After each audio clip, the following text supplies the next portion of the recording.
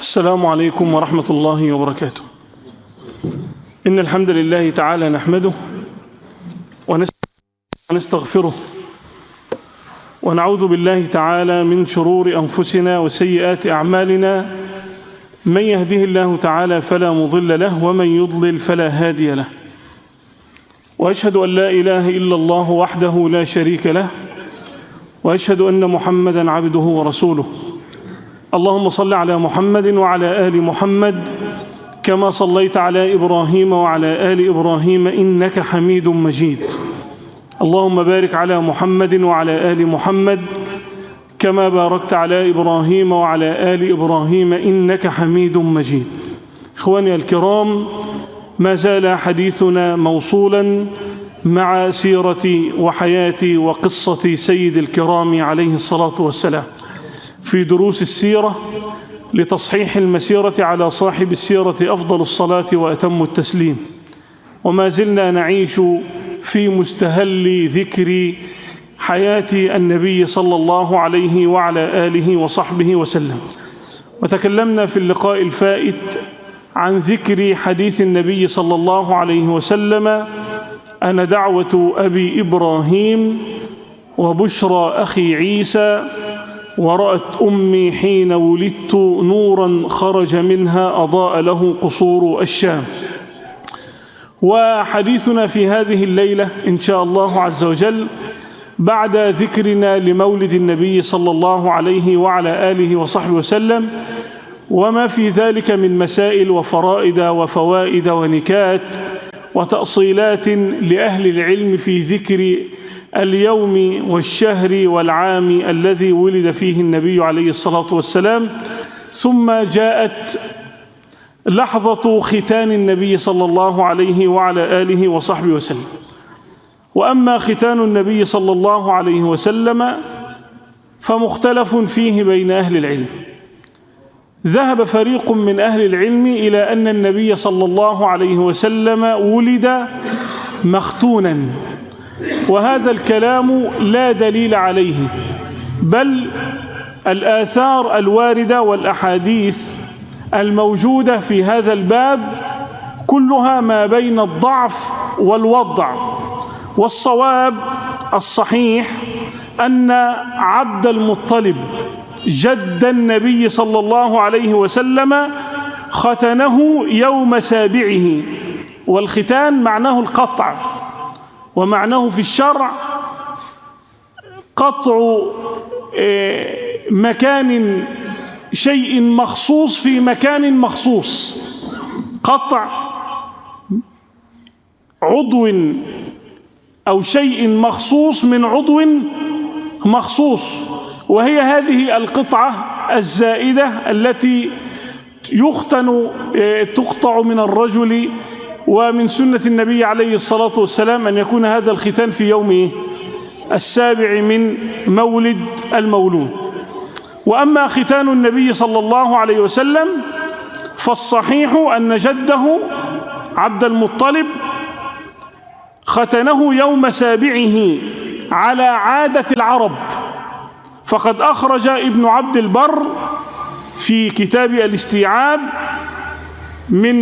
عن عبد الله بن عباس رضي الله عنهما قال: إن عبد المطلب ختن النبي صلى الله عليه وسلم يوم سابعه وجعل له مأدبة. جعل له مأدبة يعني جمع الناس على طعام في هذا لهذا الأمر. وكما قلت الأحاديث التي تذكر أن النبي صلى الله عليه وسلم ولد مختونا لا تخلو من ضعف أو وضع. قال ابن القيم رحمه الله تعالى: ويقال أن النبي صلى الله عليه وسلم ولد مختونا وروي في ذلك حديث لا يصح. اسمع بقى، الحاكم صاحب كتاب المستدرك قال: وقد تواترت الأخبار أن النبي صلى الله عليه وسلم ولد مختونا مسرورا. وقد تواترت الأخبار أن النبي صلى الله عليه وسلم ولد مختونا مسرورا. الإمام الذهبي رحمة الله تبارك وتعالى عليه، ذهبي الكلام، تعقب على الإمام الحاكم صاحب المستدرك بقوله: لا أعلم صحة لذلك فكيف يكون متواترا. لا أعلم صحة لذلك فكيف يكون متواترا. وهذا يدلنا على أمر، أننا نتعبد لله سبحانه وتعالى بكلام الله وكلام رسوله عليه الصلاة والسلام، ولا نتعبد لله سبحانه وتعالى بكلام الرجال.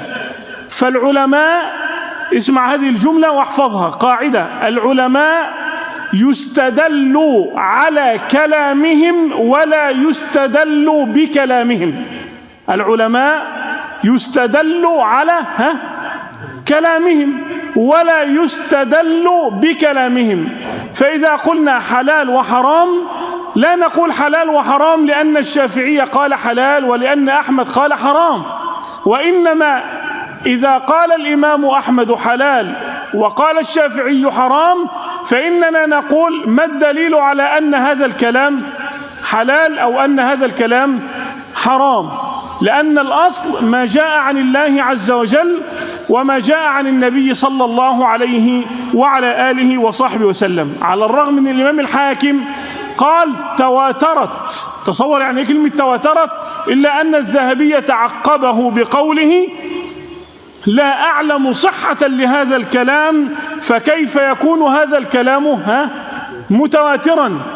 وكان هذا لأن الأدلة التي وردت في شأن ختان النبي عليه الصلاة والسلام أو ولادة النبي صلى الله عليه وسلم مختونا، كل الأحاديث التي وردت في ذلك والآثار لا تخلو من ضعف أو وضع. ثم جاءت لحظة تسمية النبي عليه الصلاة والسلام، فلما كان يوم السابع من ولادته ختنه جده عبد المطلب على عادة العرب، وعق عنه بكبشين، عق عنه بكبشين. وهذه السنن ينال فيها المولود من البركة ما لا ينله غيره إذا لم تفعل له. فالنبي عليه الصلاة والسلام يقول: كل غلام رهينة أو مرتهن بعقيقته، يناله البركة. لما تيجي الطفل عندما يولد وتحنكه وتقرأ آيات من القرآن وتصنع له عقيقة وتدعو الناس عليها، هذه الأشياء تكون بركة على هذا المولود. وقد كان النبي عليه الصلاة والسلام أكثر الناس بركة بأبي هو وأمي، كما ستسمع في هذه الليلة عن بركته صلى الله عليه وعلى آله وصحبه وسلم.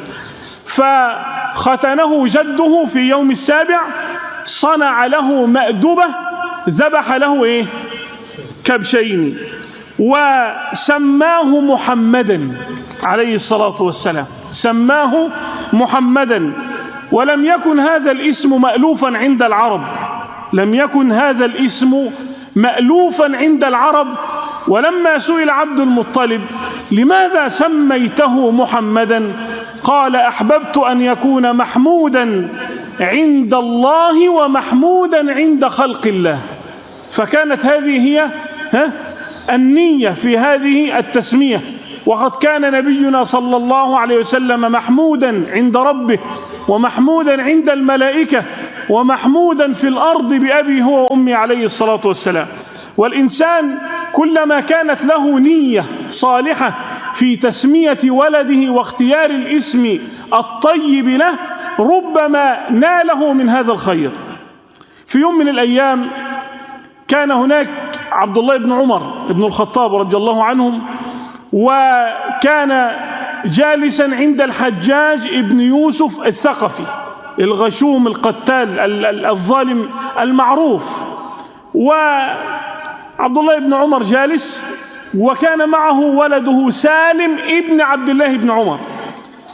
وكان هناك رجل في مجلس الحجاج فعل فعلة ما، فقال الحجاج لسالم: اقتل هذا الرجل، وأعطاه السكين اذبحه. فلما أخذ السكين وخرج هو وعبد الله بن عمر، قال عبد الله بن عمر للرجل: هل صليت الفجر في جماعة؟ قال: أجل. قال: دونك الطريق، يعني اخرج واهرب. ثم بعد ذلك الذي قال له ذلك هو سالم ابن عبد الله بن عمر. قال له: هل صليت الفجر في جماعة؟ قال: أجل. قال: دونك الطريق، اهرب. فرجع سالم إلى الحجاج فقال له: هل قتلته؟ قال: لا. قال: ولما؟ قال: سألته: هل صليت الفجر في جماعة؟ فأخبرني أنه صلاه، وإن أبي هذا حدثني أنه سمع النبي صلى الله عليه وسلم يقول: من صلى الفجر في جماعة فهو في ذمة الله حتى يمسي، وما كان لي أن أقتل رجلا في ذمة الله. فاستحسن الحجاج بن يوسف صنيعه وتبسم وتركه. ثم خرج عبد الله بن عمر مع ولده سالم بن عبد الله بن عمر، وتبسم إليه وقال له: يا سالم، أتدري لم سميتك سالما؟ قال: لا يا أبي. قال: إنما سميتك سالما لتسلم. يعني كانت له نية وهو يسميه سالم، كذلك لك نية وأنت تسمي ابنتك نسيبة أو عائشة أو صفية أو جويرية محبة في النبي عليه الصلاة والسلام، أو تسمي ولدك رباح، أو تسمي ولدك تسميه اسما طيبا، كأن تسميه مثلا أسامة ليكون رجلا جسورا، يكون رجلا محبا لرفعة راية الإسلام، فتكون فيه من الفحولة والفتوة والقوة ما يستعين به على نشر دين الله سبحانه وتعالى. فكانت نية عبد المطلب في تسمية النبي عليه الصلاة والسلام محمدا أن يكون محمودا عند الله في السماء، ومحمودا كذلك عند خلق الله فين؟ في الأرض. اسمع، وذكر بعض أهل العلم أن سبب تسمية عبد المطلب للنبي عليه الصلاة والسلام بمحمد أنه كان مسافرا ذات يوم في بعض أسفاره في التجارة، ومعه 3 من خلانه من أصحابه، فبينما هو في الشام التقوا براهب من رهبان النصارى، فسألهم: من أين أنتم؟ قالوا له: نحن من مكة المكرمة. فقال لهم: إن بلادكم سيخرج منها نبي. فسألوه: ما اسم هذا النبي؟ قال الراهب لهم: اسمه محمد، ولم يكن اسم محمد هذا معروفا عند العرب قط. فلما رجع هؤلاء 4 عزم كل واحد منهم إن رزق بولد أو رزق أولاده بذكور أن يسمونهم بمحمد. وهؤلاء 3 رابعهم عبد المطلب. سفيان ابن مجاشع سمى ولده محمد، وكذلك أحيحة ابن الحلاج سمى ولده محمد، وكذلك حمران ابن ربيعة سمى ولده محمد. وكذلك عبد المطلب لما رزق عبد الله بولد سماه محمد. ولا يعرف في العرب من تسمى بمحمد قبل النبي عليه الصلاة والسلام إلا هؤلاء 3.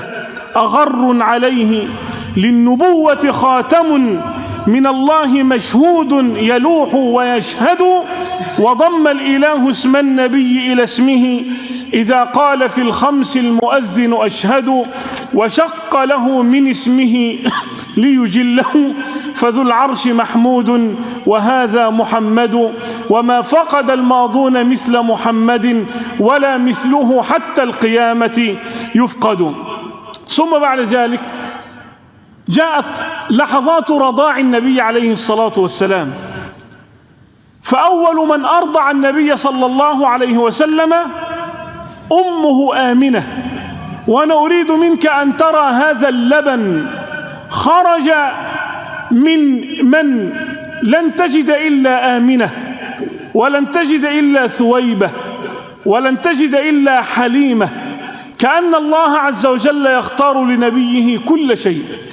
ذكر بعض أهل العلم أن النبي صلى الله عليه وسلم أول من أرضعته أمه آمنة بنت وهب، قيل أرضعته 3 أيام، وقيل أرضعته 5 أيام، وقيل أرضعته 7، وقيل أرضعته 9 أيام رضع النبي صلى الله عليه وسلم من أمه الحسيبة النسيبة الزهرية آمنة بنت وهب، أفضل قريش حسبا ونسبا بأبي هو وأمي عليه الصلاة والسلام. ثم بعد ذلك أرضعته ثويبة، وثويبة أرضعت رسول الله ورجلين من أصحابه صلوا عليه، رسول الله صلى الله عليه وسلم وحمزة بن عبد المطلب عمه وأخوه من الرضاعة. وكذلك أرضعت ثويبة من؟ أول من هاجر أبو سلمة رضي الله تبارك وتعالى عنهم. وأرضعت ثويبة رسول الله صلى الله عليه وسلم لبن ابن لها يقال له مسروح، فمسروح ابن ثويبة وأخو للنبي عليه الصلاة والسلام من الرضاعة. وثويبة مختلف في إسلامها.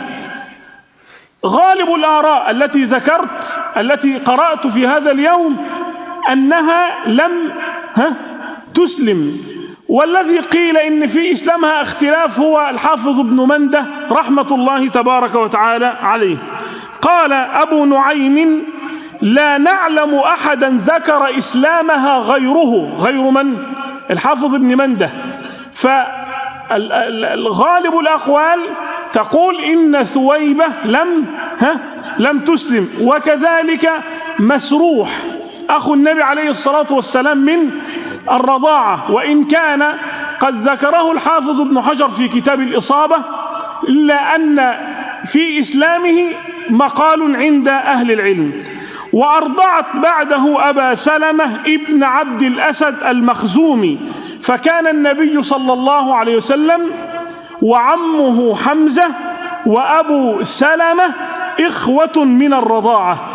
روى الإمام البخاري في صحيحه عن أم حبيبة ما اسمها؟ رملة بنت أبي سفيان رضي الله عنها زوج النبي عليه الصلاة والسلام، قالت للنبي صلى الله عليه وسلم: إنا نحدث أنك تريد أن تنكح بنت أبي سلمة، إنا نحدث أنك تريد أن تتزوج أو أن تنكح بنت أم سلمة أو أبي سلمة. عجيب ولا مش عجيب؟ عجيب. لماذا؟ لأنها بالنسبة للنبي وغير إنها بنت أخوه ربيبة النبي عليه الصلاة والسلام. ربيبة النبي ما معناها؟ بنت زوجة النبي عليه الصلاة والسلام، بنت أم سلمة، فهي ربيبته وهي من المحرمات. قال الله عز وجل: وربائبكم اللاتي في حجوركم من نسائكم اللاتي دخلتم بهن. وقد دخل النبي بأم سلمة رضي الله عنها، إذن صارت بنت أم سلمة ربيبة النبي صلى الله عليه وعلى آله وصحبه وسلم، حتى وإن لم تكن ربيبة النبي فهي بنت أخيه أبي سلمة من الرضاعة. قال النبي صلى الله عليه وسلم: لو أنها لم تكن ربيبتي في حجري ما حلت لي، إنها لابنة أخي من الرضاعة، أرضعتني وأبا سلمة ثويبة، فلا تعرضن علي بناتكن ولا أخواتكن. وروى الشيخان في صحيحيهما عن عبد الله بن عباس رضي الله عنهما قيل للنبي عليه الصلاة والسلام: ألا تتزوج ابنة حمزة؟ حمزة من؟ أخوه من الرضاعة كذلك، يعني حدثوا أن النبي يريد أن يتزوج بنت أبي سلمة، وكذلك عرض على النبي أن يتزوج ابنة من؟ حمزة ابن عبد المطلب. فقال النبي صلى الله عليه وسلم: إنها لا تحل لي، إنها ابنة أخي من الرضاعة، ويحرم من الرضاعة ما يحرم من النسب. يبقى إلى الآن كم امرأة أرضعت النبي عليه الصلاة والسلام؟ 2: أمه وثويبة. صلوا على النبي. والآن نعيش قصة استرضاعه عليه الصلاة والسلام في بني سعد، ونختم بها، وأريد منك أن تقرأها أو أن تسمعها بقلبك لترى هذه البركة الأعجوبة التي ما دخلت في حياة إنسان إلا وحلت فيه البركة. أعني النبي عليه الصلاة والسلام. تحبه، تقرأ سيرته، تتبع كلامه، تتمسك بهديه، تحافظ على أخلاقك التي تقرأها عنه عليه الصلاة والسلام، تدخل البركة في كل حياتك، تدخل السعادة في كل طرف من أجزاء حياتك. لن تجد إنسانا لزم الصلاة والسلام على النبي عليه الصلاة والسلام إلا ونالته هذه البركة. لن تجد قبيلة دخلها النبي عليه الصلاة والسلام وصاهرها إلا ودخلتها هذه البركة. لن تجد مكان حل فيه النبي طفلا أو غلاما أو شابا أو رجلا كبيرا شيخا عليه الصلاة والسلام، لن تجد بيتا حلت فيه حياة النبي عليه الصلاة والسلام إلا وحلت فيه هذه البركة. ولأن الحديث مطول بعض الشيء أريد أن أقرأ غالبه قراءة، فهو لا يحتاج إلى مزيد شرح. صلوا على النبي عليه الصلاة والسلام. ثم التمس عبد المطلب جد النبي عليه الصلاة والسلام لرسول الله المراضع على عادة أهل مكة الذين كانوا يؤثرون إذا ولد لهم ولد أن يلتمسوا له مرضعة من البادية. وسبب التماس المراضيع لأولادهم أمور كثيرة، منها أن ينشأ الطفل في الأعراب فيكون أفصح لسانا، وكذلك أن ينشأ في البادية فيعيش في الطبيعة فيكون جسيما ويكون غليظ الطبع، وتصيبه بعض من الخشونة في طباعه، حتى يكون أنجب للولد وأصغى وأصفى للذهن، لأن الطبيعة دايما تعطيك صفاء للذهن. وهذا كلام طويل لأهل العلم. روى صلوا على النبي عليه الصلاة والسلام: بدأت المراضيع تتجه ناحية مكة المكرمة، تلتمس الرضعاء يبحثون عن رجل له ولد حتى يأخذوا العطايا من أبيه، وما عساهم أن يأخذوا من والد النبي وأبوه ميت. أقبلت المراضع من البادية يلتمسن تربية أولاد الأشراف الأغنياء، فاسترضى عبد المطلب لحفيده امرأة من قبيلة سعد بن بكر، وهي حليمة بنت أبي ذؤيب السعدية التي أسعدها الله عز وجل برسوله عليه الصلاة والسلام. وزوجها الحارث ابن عبد العزى المكنى بأبي كبشة من نفس القبيلة. بأبي إيه؟ كبشة. تذكر حليمة السعدية رضي الله عنها قصة رضاعها للنبي عليه الصلاة والسلام، فتقول حليمة: خرجت من بلدي مع زوجي وابن لنا صغير نرضعه في نسوة من بني سعد بن بكر نلتمس الرضعاء بمكة. قالت: وذلك في سنة شهباء، يعني قحط، لم تبق لنا شيئا. قالت: فخرجت على أتان لي قمراء.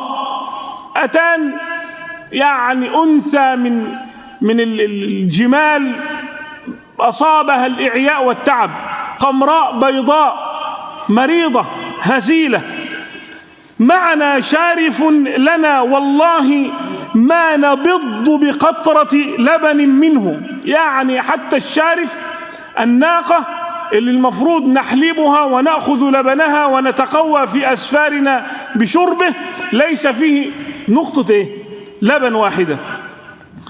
وما ننام ليلنا أجمع من صبينا الذي معنا، من بكائه من الجوع، وما في ثدي من لبن، وما في شارفنا ما يغذيه، ولكن كنا نرجو الغيث، يعني نرجو المطر والفرج.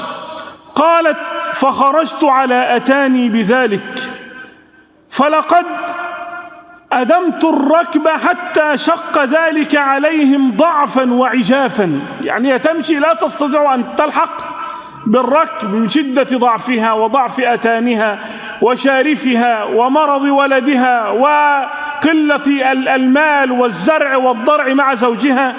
قالت: حتى قدمنا مكة نلتمس الرضعاء، فما منا امرأة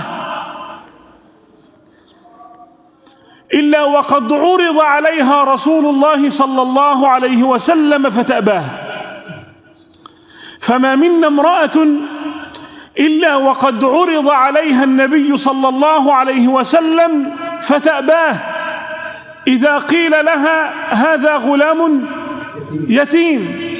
وذلك إنما كنا نرجو المعروف من أبيه، فكنا نقول: يتيم، وما عسى أن نصنع بيتيم، وما عسى أن تعطينا أمه أو جده، فكنا نكرهه لذلك. فما بقيت امرأة قدمت معي إلا أخذت رضيعا غيري.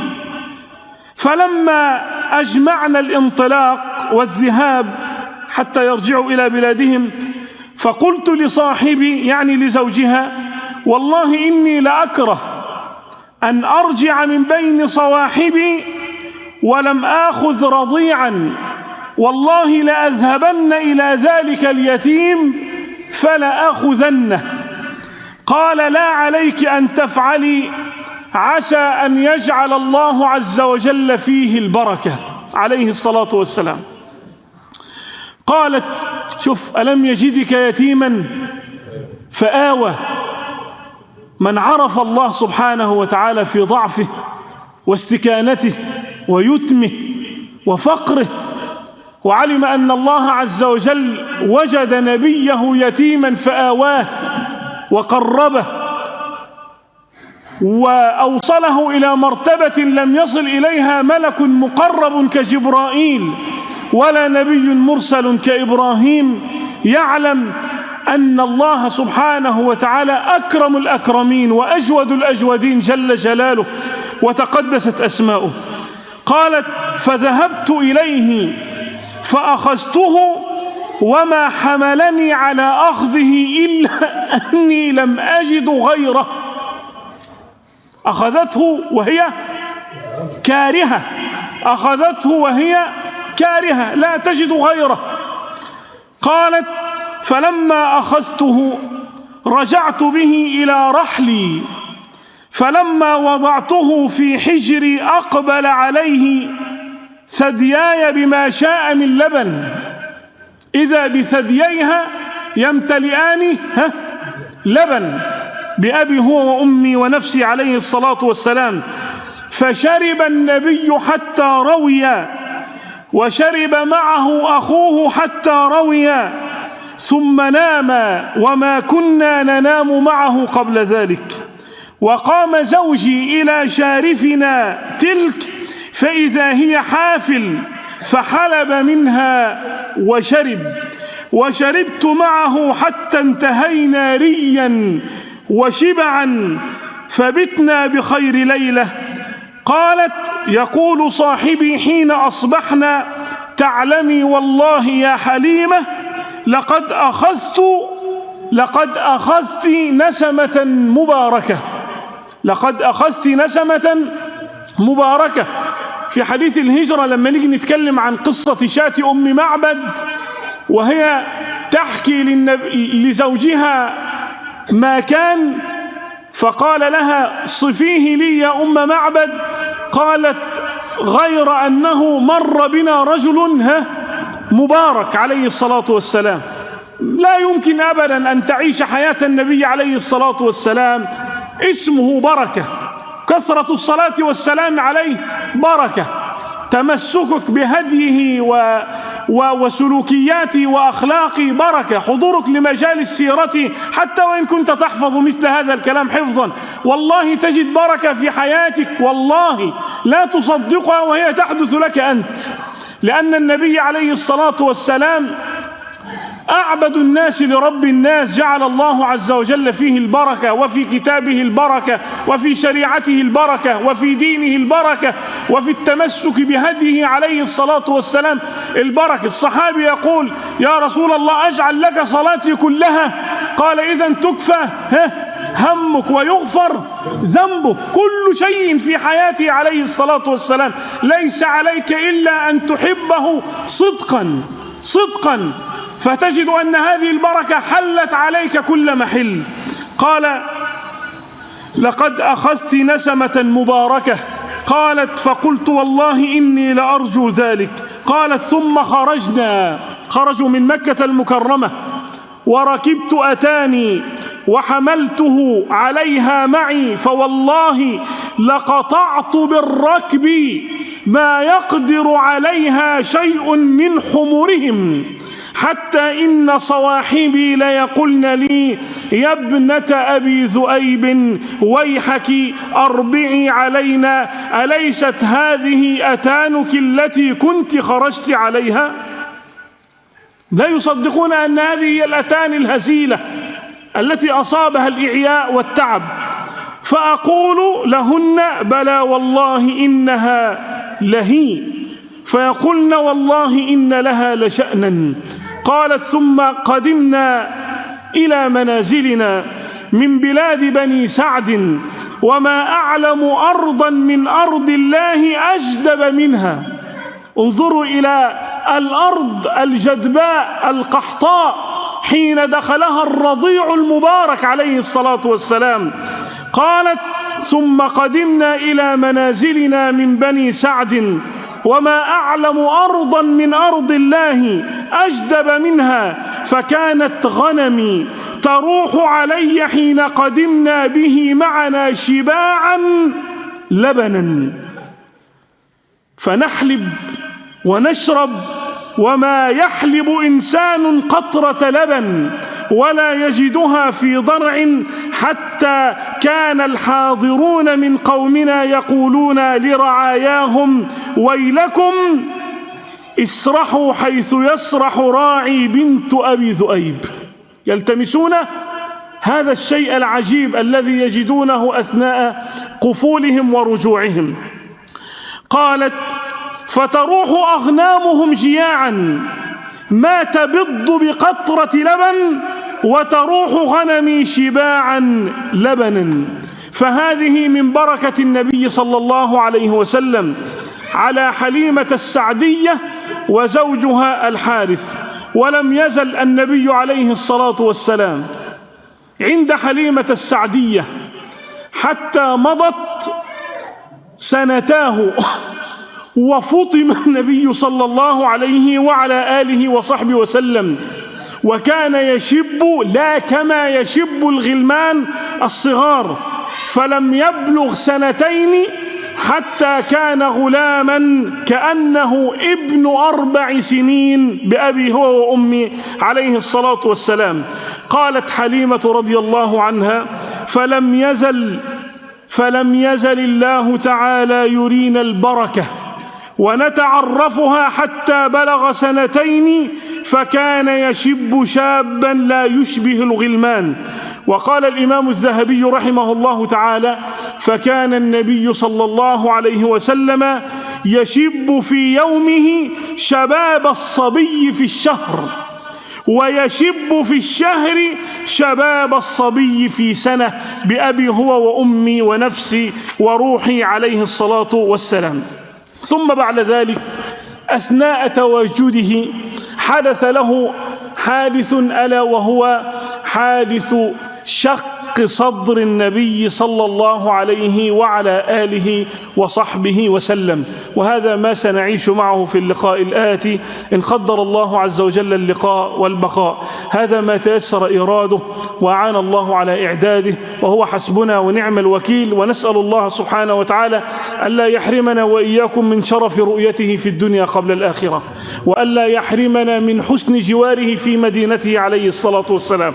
ونسأل الله سبحانه وتعالى باسمه الأعظم الذي إن دعي به أجاب وإن سئل به أعطى أن يكتب لنا سكنى مدينة رسوله صلى الله عليه وسلم، وأن يجعل فيها المحيا والممات، وأن يرزقنا فيها حسن جواره بعد طول عمر وحسن عمل على حسن خاتمة، وأن يجعلنا ممن تربوا على مائدة حياته عليه الصلاة والسلام، وأن يجعلنا لربنا محبين ولنبيه متبعين، وعن أصحابه وشرعته مدافعين. اللهم صل وسلم وزد وبارك وأنعم على عبدك ونبيك محمد وعلى آله وصحبه وسلم، والحمد لله رب العالمين، والسلام عليكم ورحمة الله وبركاته.